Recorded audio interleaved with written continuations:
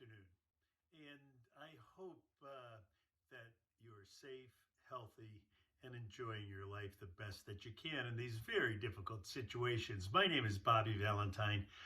I'm the executive director of athletics at Sacred Heart University right now.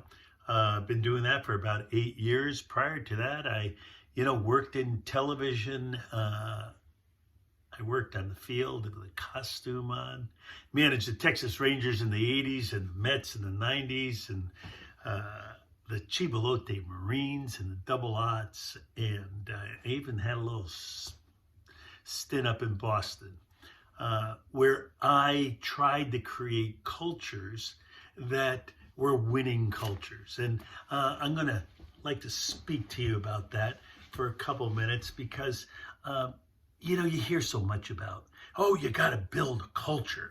And people say, well, what's a culture? Well, a culture is basically establishing the environment that everybody's going to participate together in. And then the word that's always associated with culture is family. That's a good one. You know why? We all have different families. You know what I mean?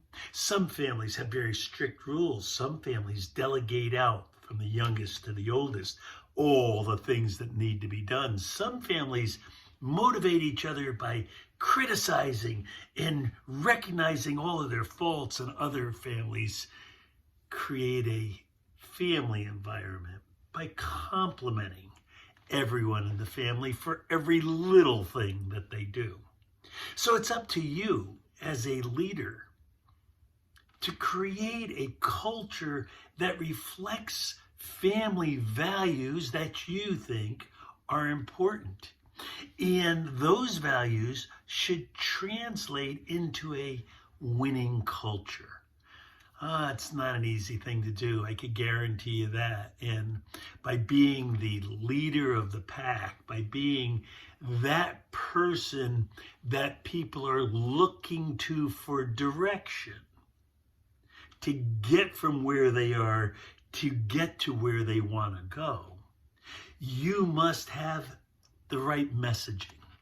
You must have a family credo that you all live by. And the great thing about leaders, and if you think about the greatest leader that ever lived, and that would be Jesus Christ, he had good messaging, but he needed good messengers to deliver the word. And you, as a head coach and a leader, must understand that it's not only your voice that they hear, but they hear your voice in stereo, that they could hear it from your disciples, saying things that are reflective of your values. Does not have to be the same wordage, verbiage. Doesn't have to be a yes man mentality, but it needs to be a disciple mentality. That is, that before they start to preach the word, they have to believe in your word. And that's the whole game of creating a culture, of getting the disciples to put out the word so the flock can believe that what they're doing is correct to get to where they want to go.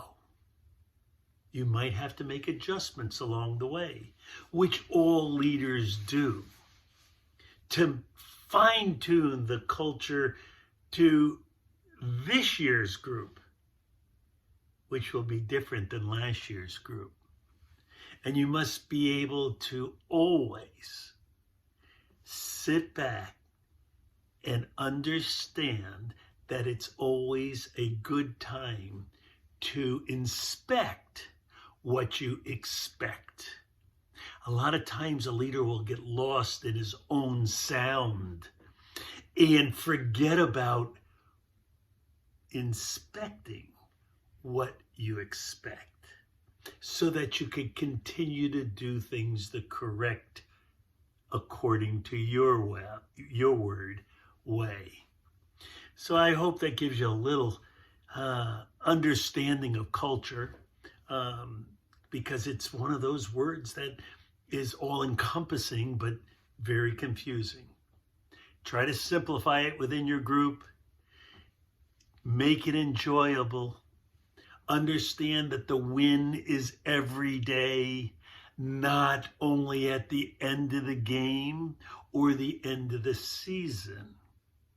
That if it's a true group of believers, that you'll win a lot more often than you'll lose. Good luck, enjoy, and Bobby Valentine's checking out.